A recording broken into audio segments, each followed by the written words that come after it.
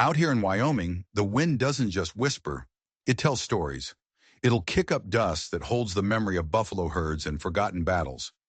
And on one particular morning in 1888 in a town called Trail Junction, it was about to stir up a story that would change everything for a man who thought his life was already written. His name was M.T. Varnell. He was a cattleman, plain and simple. He lived a quiet life north of Owl Creek, a life measured in sunrises and fence lines. He rode into town that day for two things: a sack of salt and a coil of rope. That's it. He wasn't looking for trouble. He wasn't looking for conversation. He was a man who preferred the company of his horse to the company of most men. The town always felt loud. Too many eyes. Too many questions he had no answers for. Folks knew him, but they didn't know him. They saw the straight back, the steady hands, the hat pulled low. They knew he was punctual. They knew he was childless. That last part hung in the air of his small ranch house like a ghost. His wife Loretta, she never spoke of it. But sometimes in the quiet of the morning, she'd lay a second fork at a place that was always empty, a ghost of a child that never was. The doctor had been blunt years ago. Eamet's line, he'd said, ended with him. Emt hadn't cried. He just saddled his horse and rode until the sky turned to bruised purple, and he couldn't tell where the earth ended and the heavens began. But today, something was different in Trail Junction. The usual noise, the saloon piano, the blacksmith's hammer, it was all drowned out by a low hum. A crowd, gathered in the main square like vultures over a fresh kill. Imteet felt a pull, a dark current he couldn't fight. And then he saw them, standing on a freight pallet, like livestock. 3 boys. Each one had a filthy burlap sack pulled over his head, tied tight at the neck. Their hands were bound behind their backs with rawhide. A sign painted in what looked sickeningly like blood leaned against the pallet. Orphans, $3 e-charge. No refunds. A few men in the crowd snickered. Another spat tobacco juice into the dirt. People were watching, just watching, like it was a Sunday pageant, a spectacle they could turn their backs on whenever they pleased. EMTT stood frozen, the dust on his coat suddenly feeling heavier. A portly man with suspenders straining against his shoulders stepped forward, smelling of sweat and cheap whiskey. He was the seller. "Help you, sir?" The man grinned. "Cheap labor. Barely eat. Don't talk. Hell, you could use them for kindling this winter if you're short on wood." The cruelty of it was so casual, so plain. EMTT didn't say a word. He just stared past the man, at the 3 small, anonymous shapes on the pallet. He thought of the empty place at his breakfast table. He thought of the silence in his house. He reached into his coat, his hand closing around a worn leather pouch. He pulled it out and untied the drawstring. Slowly, deliberately, he counted out 9 silver dollars. 1, 2, 3, all the way to 9. The coins shone in the harsh morning light like tiny fallen stars. He held them out in his palm. "All 3, MT said, his voice raspy from disuse. The seller blinked, his greasy smile faltering. "You serious, mister?" MT just stared, his eyes like chips of granite. The man shrugged, his greed overriding his surprise. He snatched the coins from MT's hand. "Suit yourself," he grunted. "No returns. You break 'em, they're yours." The crowd murmured, confused. What would a quiet, childless man like Varnell want with 3 feral boys? But MP ignored them. He did something no one expected. He drew the skinning knife from the sheath on his belt. Not fast, not like a threat. Just a smooth, quiet motion. He stepped up onto the pallet. He went to the first boy, the tallest one. With a single clean slice, he cut the cord holding the burlap sack. The hood fell away. The boy was maybe 15, all sharp angles and sunburned skin. His gray eyes weren't scared. They were furious. A split lip was half-healed into a permanent snarl. He looked like he was ready to bite the world before it could bite him again. Emta moved to the second boy. He was smaller, maybe 13, pale with lank brown hair falling into his eyes. He flinched when the sack came off, his whole body tensing. But then he just stood there, still as a statue, lost in a world of his own. Then Emmett came to the last one, the smallest. He sliced the cord and the burlap fell into the dust. The boy blinked against the sudden light, his eyes a startling clear blue. He couldn't have been more than 8. Straw-colored hair was matted to his forehead with sweat. He looked impossibly small, impossibly fragile. He looked up, his gaze locking with MT's. And then, in a voice as clear and cool as spring water, he spoke a name. Emt Varnell. The words hung in the dead air. The snickering in the crowd died. A man lowered his whiskey glass. Every eye in the square was now fixed on the reclusive cattleman and the little boy who had just spoken his name like a prayer. Or a curse. How could he have known? Emmett Varnell wasn't a man whose name was spoken in taverns or churches. He was a ghost who lived on the edge of the world.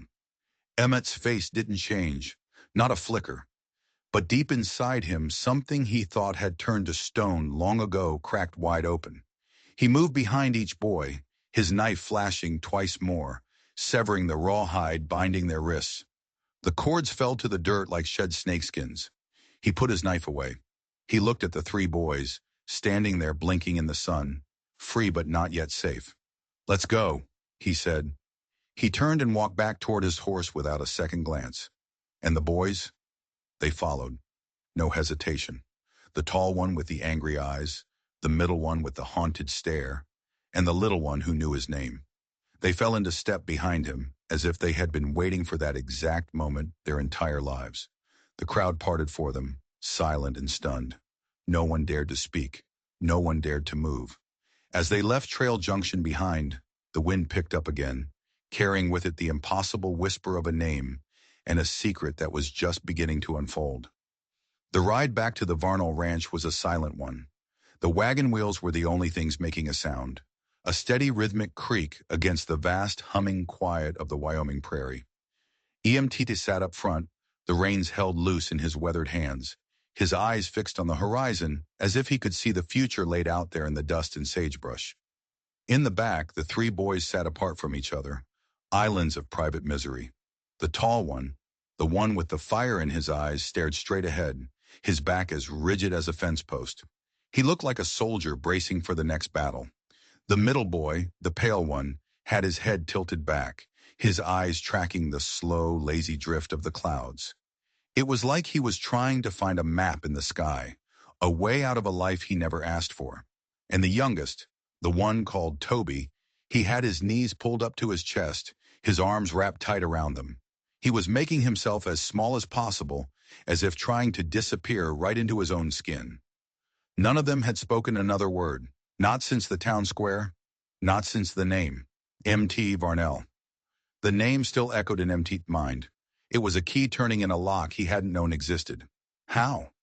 It was a question with no logical answer. He was a man who kept to himself. He had no family left to speak of, no old friends from a life before. He and Loretta had come west 15 years ago to bury a past and start over, to build a life so quiet no one would ever find them. And they had succeeded. Until now. The sun was beginning to bleed across the western sky when they finally crested the last hill.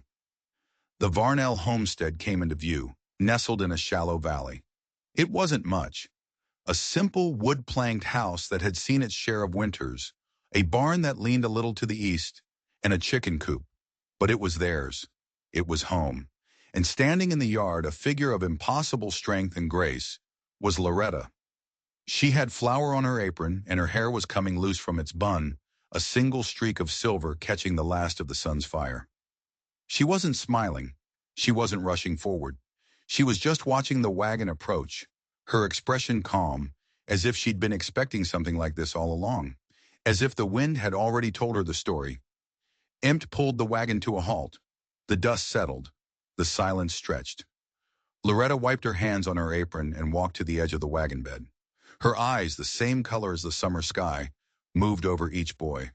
She didn't see 3 sacks of trouble. She saw things MT had missed. The faded bruise on the middle boy's temple. The way the oldest one held his left arm, as if it had been broken and set wrong. The raw red lines on the youngest one's ankles. She saw the ghosts they carried with them. Her gaze finally met Emmett's. She didn't ask why. She didn't ask how much. 3? She asked, her voice soft but steady. MT gave a single slow nod. Loretta's face softened. A look of profound, aching sadness crossed her features, followed by something else. Resolve. She turned back to the boys. I'll draw a bath, she said. Then we'll have supper. It was an anchor in a storm they didn't even know they were in. A simple promise of warmth and food. But for the first time, the rigid set of the oldest boy's shoulders seemed to relax. Just a fraction. The middle boy finally looked down from the sky. And Toby, the little one, he let out a breath he seemed to have been holding since Trail Junction.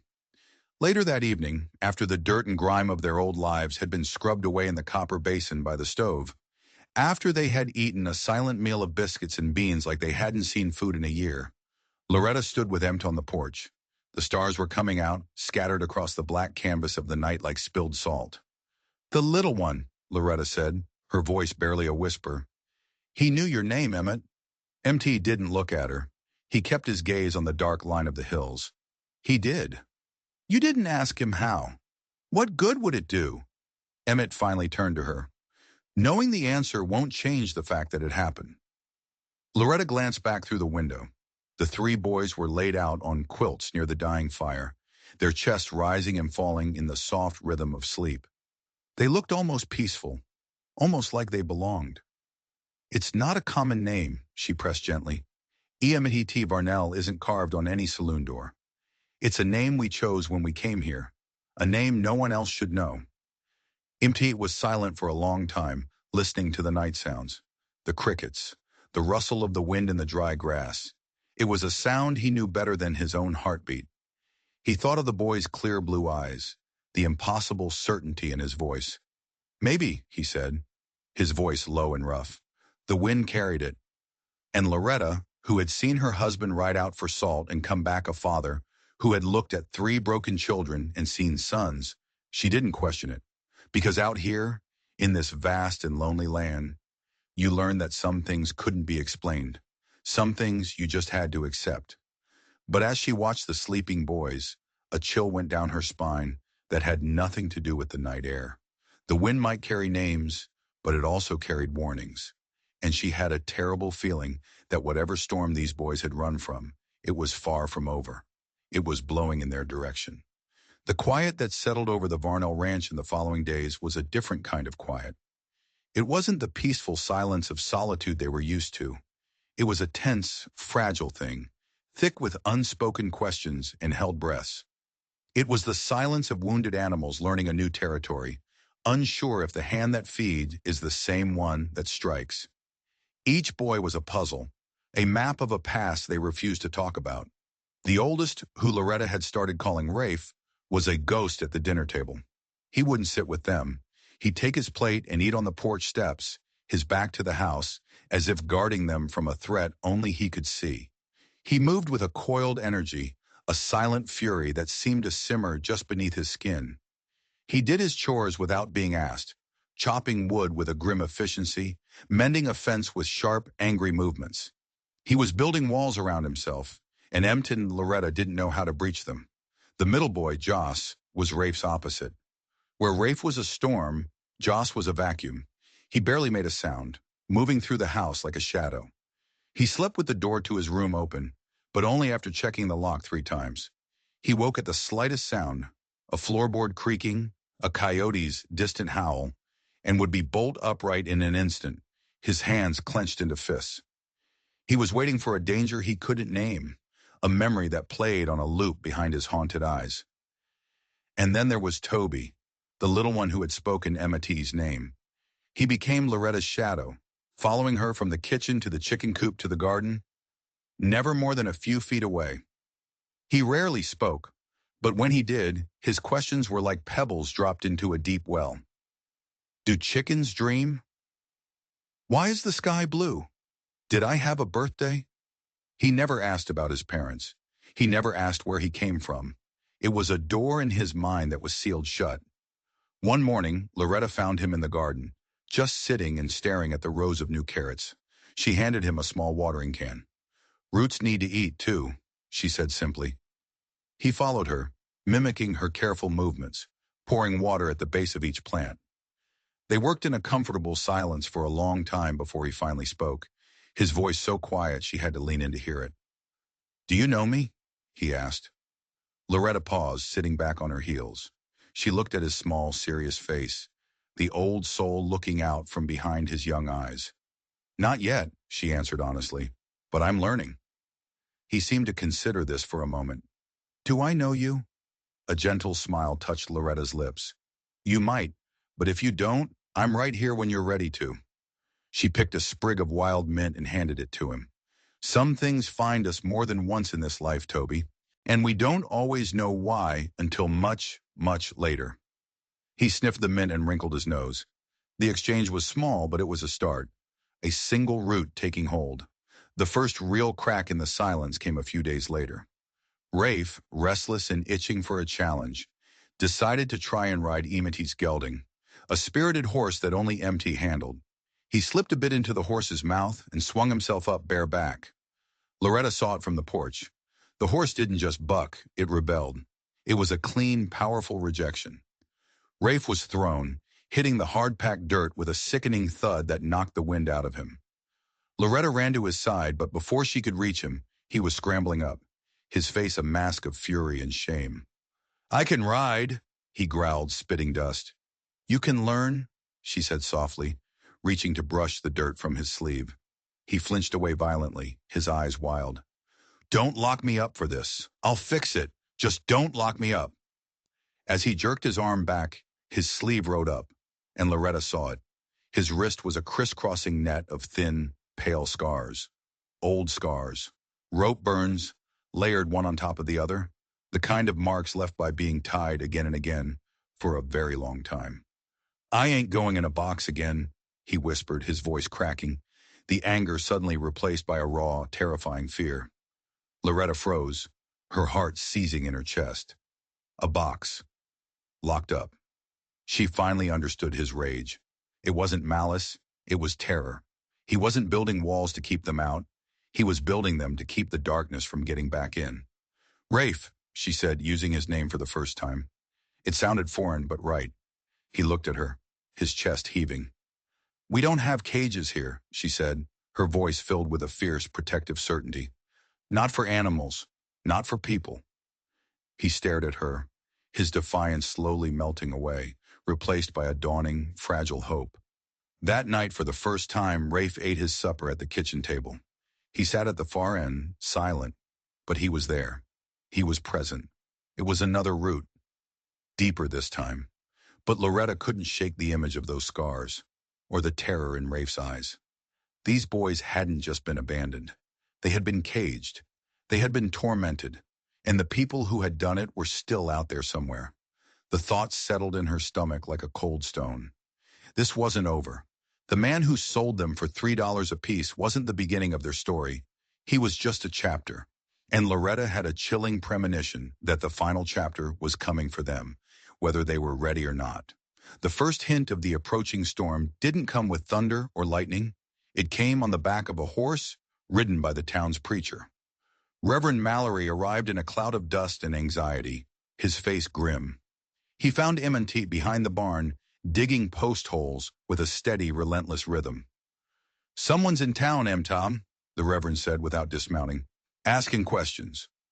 M.T. didn't stop digging. The steel blades bit into the earth. Thump. Scrape. A man named Yarrow, Clem Yarrow, Mallory continued, wiping sweat from his brow, says he's a trader. Livestock, fence wire, contracted hands. The Reverend's eyes narrowed. He was asking specifically about 3 boys. An older one, a middle one, and a little one. Said they were misplaced property. M.T.'s hands tightened on the wooden handles of the digger. Property. The word was poison. He drove the blades into the ground again, harder this time. Thump. Scrape. Says he's got a map, Mallory finished, his voice low, marked with the road north toward Owl Creek. M.T. finally stopped. He looked up, his eyes unreadable. You trust him? About as far as I can throw my pulpit, the Reverend grunted. M.T. gave a curt nod. Thanks for the ride. When Mallory was gone, M.T. stood for a long time, staring at the empty road. He wasn't a man given to fear, but he recognized the scent of a predator on the wind. This Yarrow wasn't just looking for lost property. He was hunting. That night, an unspoken tension returned to the little house. The boys felt it. Rafe's anger was back, a low hum beneath the surface. Joss was quieter than ever, his eyes darting toward the windows. Toby stayed so close to Loretta he was practically sewn to her apron. To break the suffocating silence, Loretta decided they would eat outside, by a fire. As the flames danced and spit, casting long shadows that looked like grasping fingers, she handed out pieces of warm cornbread. The firelight seemed to loosen something in them, melting the ice around their secrets. It was Joss who spoke first, his voice a near whisper. "I used to like the smell of smoke," he said, staring into the heart of the fire, "until it almost killed me." Loretta's hand stilled. Rafe and Toby looked at him. "It was winter," Joss continued, his voice flat, detached. "At the place, they didn't have enough blankets, said we cost too much to keep warm, so they built a fire right on the dirt floor of the dormitory. Then they left to go drink." His breath hitched. The wind. It knocked the kindling over. The flames, they caught the straw mattresses. I was trapped. A bed frame had fallen on my leg. I couldn't get out. I just screamed and screamed, but no one could hear me over the roar. "Who found you?" Loretta asked, her voice choked. Joss looked at her, his eyes hollow. "No one. I passed out from the smoke. When I woke up, I was outside in the snow. Some man had dragged me out. He didn't say a word, just threw me in a cart and took me to the next place. I don't even know if anyone else got out." The horror of it hung in the air. Loretta reached across the fire and placed a hand on his knee, her touch a silent promise of safety. A log in the fire cracked, sending a shower of sparks into the night sky. Rafe cleared his throat. "I stole a biscuit once," he said, his voice rough. He wouldn't look at them, just stared at his own hands. "Just one. Wasn't even for me. It was for one of the smaller kids who was sick. They saw me. They dragged me out to the barn. Said animals belong with animals. They locked me in the cow pen." He took a shaky breath, the memory still raw. No blanket, just the mud and the filth. "I don't know how long I was in there. Long enough that the cows got used to me." He finally looked up, and in his eyes, Loretta saw the ghost of the boy who had been treated worse than a beast. The scars on his wrist suddenly made a terrible, perfect sense. A long silence followed, filled only by the crackle of the fire. Then Toby, who had been leaning against Loretta, spoke, his voice small and thin. "I don't remember much," he whispered. "Just darkness, and a voice." He looked across the fire, directly at Empt, who hadn't moved a muscle. It wasn't a real voice, more like in a dream. It said someone would come, someone named MT. It said he'd take me somewhere safe. Toby's blue eyes filled with tears. So I waited. The air grew thick. The story was no longer just sad. It was impossible. A prophecy. A dream whispered to a lost boy in the dark. Empt stared back at Toby, his granite expression unreadable. But Loretta, who knew the landscape of her husband's soul, saw the tremor in his hand as he reached for another log. He placed it gently on the fire, the flames surging, pushing back the oppressive darkness. He didn't offer words of comfort. He offered a promise in the simple act of adding wood to the fire. "I will keep you warm. I will keep you safe. The darkness will not get you here." They sat there for hours, the four of them, a strange and broken family, bound together by stories told in the firelight. But the arrival of Reverend Mallory's news, followed by the boys' harrowing confessions, had changed the equation. This was no longer just about providing a home. This was about defending it. The real threat didn't wait long.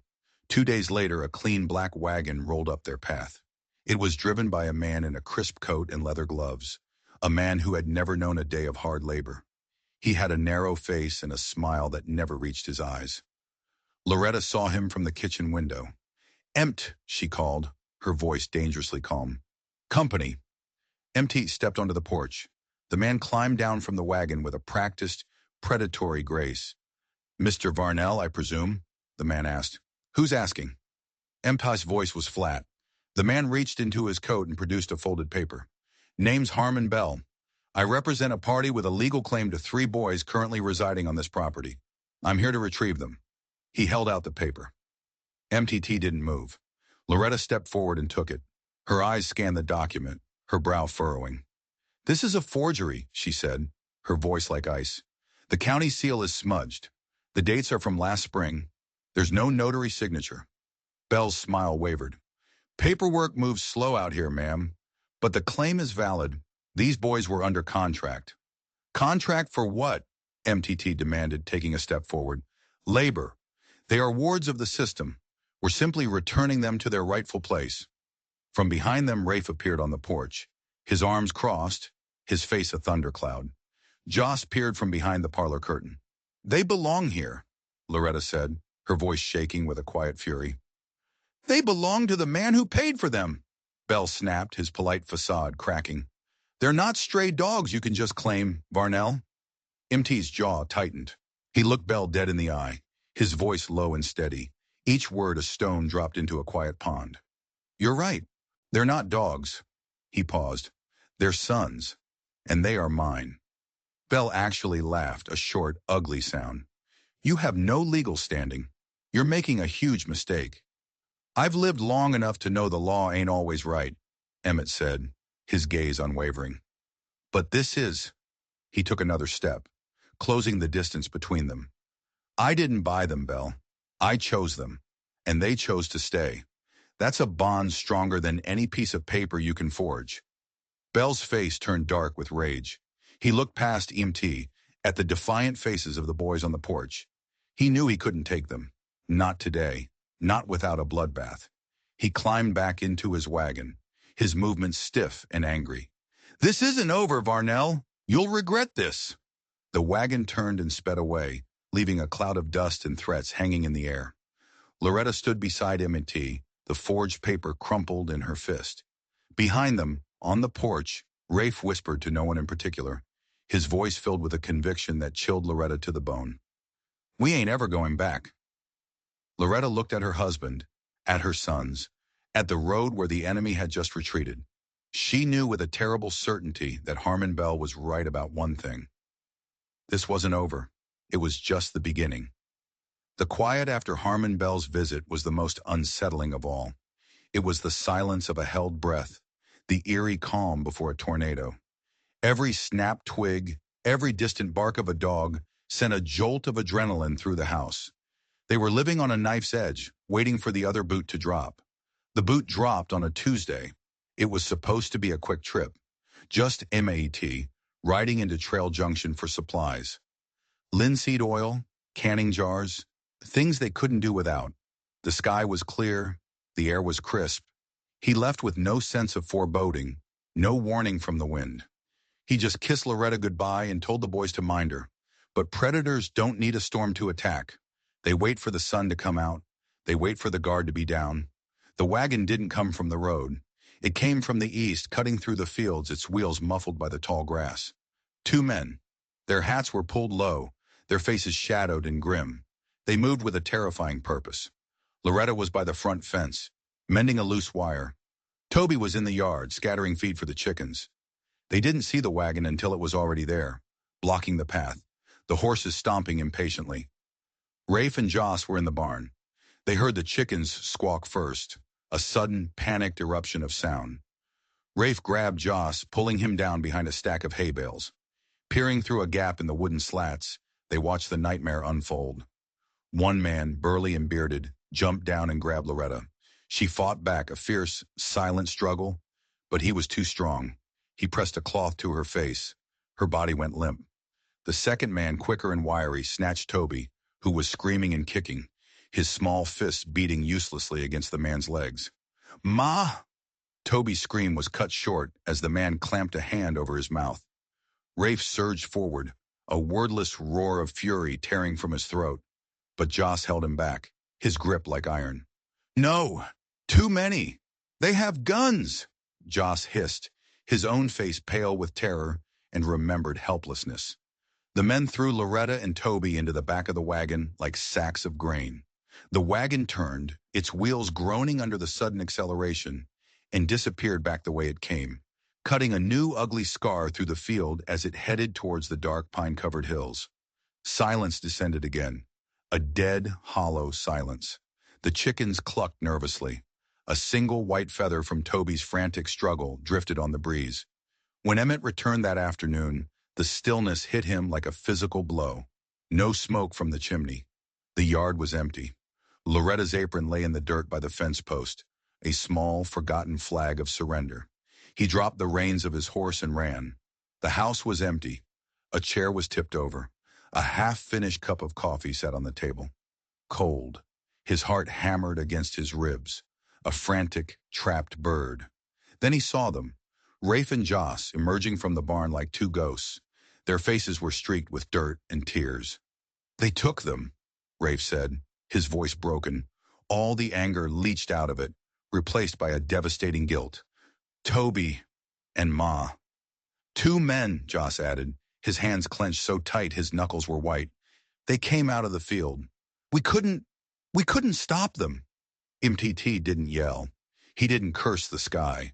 A cold, terrifying calm washed over him. He knelt in the dirt, putting a hand on each boy's shoulder. His touch was steady, grounding. "Which way?" he asked, his voice a low growl. Rafe pointed east toward the jagged peaks that tore at the skyline. "A fast wagon. 2 horses." Then, his hands shaking, he reached into his pocket and pulled out a small, folded piece of paper. It was a crude drawing, done in charcoal. A simple house, a sun, and 5 stick figures. A man, a woman, and 3 boys of varying sizes, all holding hands. Scribbled at the bottom in a child's shaky hand were 5 words that changed everything. "Don't let them take Mama again." Emp stared at the words. Again. The word was a gunshot in the silent yard. It meant this wasn't random. It meant Loretta wasn't just a victim. She was the target. It meant the past he and Loretta had run from, the one they thought they had buried under 15 years of Wyoming dirt, had finally clawed its way to the surface. He stood up. The grief and fear in his chest were hardening into something else, something cold and sharp and deadly. He walked to the shed, took down his Winchester rifle, checked the chamber, and slid extra shells into his coat pocket. He moved with the grim economy of a man who knew exactly what he had to do. "You boys stay here," he said, his voice leaving no room for argument. "Barricade the door." "No." It was Rafe who spoke, his voice suddenly hard as iron. He stepped forward, his guilt replaced by a burning resolve. Joss stepped up beside him. "They took our Ma. We're coming." Imade looked at them, at the fury in Rafe's eyes and the stony determination on Joss's face. They weren't the broken children he had bought in Trail Junction anymore. They were his sons, and this was their fight too. He didn't argue. He just gave a single sharp nod. He saddled 3 horses. They packed only what was essential: water, jerky, rope, and ammunition. As the sun began to set, casting long, bloody shadows across the land, 3 figures rode east. A father and 2 sons, a posse of 3, riding toward the mountains. They weren't just going to rescue their family, they were going to war. The trail into the mountains was a treacherous scar on the face of the earth. As they climbed higher, the air grew thin and cold. A light snow began to fall, fine as dust, clinging to their hats and shoulders, a white shroud settling over the dark pines. The world grew quiet. The only sounds the creak of saddle leather and the soft thud of their horses' hooves on the frozen ground. MT rode in front, his eyes scanning the path, missing nothing. Every broken twig, every displaced rock was a word in a story he was reading. Behind him, Rafe rode with a stoic silence. The rifle M had given him held across his lap. He looked older, harder. Joss, the smallest of the 3, rode last, his face pale but his eyes missing none of the grim determination of the others. They found the tracks just before dusk. The wagon had veered off the main trail, heading into a thick, almost impenetrable stand of spruce trees. A place meant to hide things, a place meant for secrets and pain. Imta dismounted, signaling for the boys to do the same. From here on, they would be ghosts. They moved through the trees on foot, the snow muffling their steps. The temperature dropped. The darkness deepened. And then through the trees they saw it, a flicker of light. It was a cabin tucked into a hollow at the base of a jagged rock face.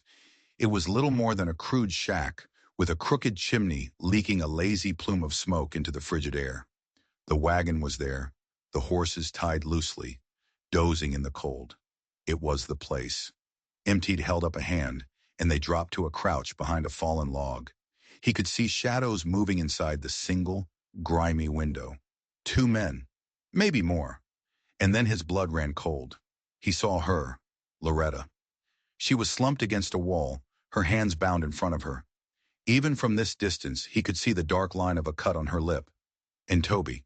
He was tied to a chair near the wood stove, his small face bruised and tear-streaked, but his eyes were wide, and they were watching the door. He hadn't given up hope. A rage unlike anything MT had ever known rose in his chest, so hot and fierce it burned away the cold. But he pushed it down. Rage made a man sloppy. He needed to be ice. He needed to be steel. He looked at the boys, their faces illuminated by the faint light from the cabin. "You remember what I taught you?" he whispered. Rafe nodded, his jaw tight. "Don't aim unless it's right. Don't fire unless it's final. And don't flinch unless you're hit," Joss added, his voice a strained whisper, but his eyes were steady. Empt allowed himself the barest flicker of a grim smile. "Good." He laid out the plan in quiet, clipped sentences. There was no room for error, no room for hesitation. They moved like shadows, splitting up, circling the cabin. Rafe took the small lantern from his saddlebag. Joss slipped around toward the back of the cabin, his movements silent and fluid. Empt crept toward the front, his Winchester feeling like an extension of his own arm. At Empt's signal, a soft whistle that mimicked a night bird, it began. Rafe lit the wick of the lantern, swung it twice, and hurled it through the side window. Glass shattered. The oil-soaked curtains erupted in a whoosh of flame. Shouts of surprise and anger exploded from inside the cabin. The front door burst open and a large bearded man stumbled out, coughing, his eyes blinded by the smoke. Empt's rifle was already at his shoulder. One shot. The sound cracked through the silent forest. The man dropped without a sound. A second man appeared in the doorway, dragging Toby in front of him like a shield. "Varnell, I know you're out there. You want the boy, you come and get him." But Rafe was already moving. He shouted from the other side of the clearing, a pure, raw sound of defiance. The man flinched, turning toward the sound for a split second. It was all the time MT needed. He fired again. The bullet hit the man in the shoulder, spinning him around. He released Toby, who scrambled away into the darkness of the trees.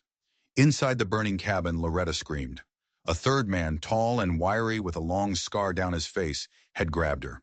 But he hadn't counted on Joss. The boy had already slipped through a small broken window at the back.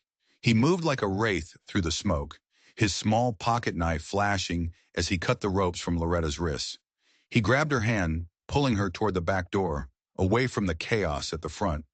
The man with the scar shoved Loretta aside and came out the front door, his revolver raised, his eyes wild. He saw Empt standing in the clearing, the rifle still hot in his hands. "You think you've won?" The man sneered, his voice laced with a venomous confidence. "You think you're special? There are dozens of camps like this one, hundreds of kids. They're a commodity out here, Varnell. Better than gold. We're not just a couple of thugs, we're a business." MT didn't answer. He just walked forward, his boots crunching in the snow, the firelight dancing in his cold, dead eyes. "They're just mouths to feed," the man spat, "unless you know how to use them." MTD stopped 10 feet away. His voice when he spoke was as cold as the grave. "They're not mouths, they're not property." He raised the rifle. "And they're not yours." He fired. The man dropped where he stood. From the wreckage of the cabin, a fourth figure crawled out. A young man, barely more than a boy himself, his hands raised, shaking with terror. "I didn't hurt anyone, I swear. I just watched the horses." MT lowered his rifle. He looked at the burning cabin, at his wife stumbling out of the smoke with Joss, at Rafe pulling Toby into a fierce, protective hug. He looked back at the terrified young man. "You've got one chance to make this right," Emmett said, his voice raw. "You're going to ride to the nearest town with a marshal, and you're going to tell them everything, every name, every location. You're going to burn that whole business to the ground. The boy nodded frantically, scrambling to his feet and running for the trees. The snow was falling harder now, a thick, silent curtain coming down on the scene of violence in Reunion. Loretta, bruised and bleeding, but standing tall, fell into MT's arms. He held her tight, burying his face in her hair, breathing in the scent of smoke and survival. "What now?" Joss asked, his voice small, as he held on to Toby.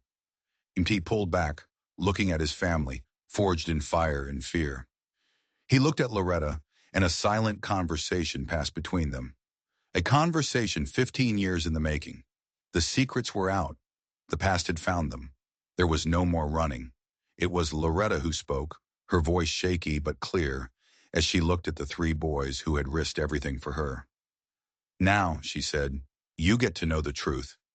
She took a deep breath. "My maiden name wasn't Miller. It was Carmichael. And Varnell. Varnell isn't M&T's real name either. We chose it when we fled here years ago." The boys stared, confused. "Back east," Loretta continued, her voice gaining strength. "My sister, Eleanor, she ran a small home for lost children. A real home built on kindness. But there were men, powerful men, who ran the official orphanages. Men like the ones who just died here. To them, children were just cargo, to be sold off as labor. My sister fought them. She tried to expose them." She looked at Joss, her eyes full of a terrible understanding. "They burned her home to the ground one night. Eleanor, she didn't make it out. The children were scattered, sold off into the very system she was fighting." She paused, her gaze finding Toby's. "Before she died, she made a promise to one little boy. She told him that her sister and her husband would find him, that they would keep him safe." The pieces of the puzzle slammed together in MT's mind with the force of a physical blow. Toby's dream, the voice, the name. "She told him my name," Emmett whispered, the revelation stunning him. "No," Loretta said, her voice breaking. "She told him your real name, the name we left behind, Elias. She told him to wait for Elias, but he was so small and so scared. He must have mixed up the name with the promise of a man named Empt." Toby stared at her, his blue eyes wide with a dawning, impossible memory. He hadn't been prophesying a name. He had been remembering one. He was one of Eleanor's children. And Rafe, with his fear of being caged. And Joss, with his terror of fire. They were all Eleanor's children. They hadn't just been bought by a stranger. They had been found. By the only family they had left in the world. The man with the scar was right. This was a business. And Empt and Loretta had just cost them a very valuable piece of property. The head of the snake was still out there. And now he knew exactly where to find them. MT looked at his wife, at his nephews, his sons. The fight wasn't over. It had just been given a name. "Now," Imta said, his voice ringing with a cold, righteous fury, "we go home, and then we finish what your aunt started.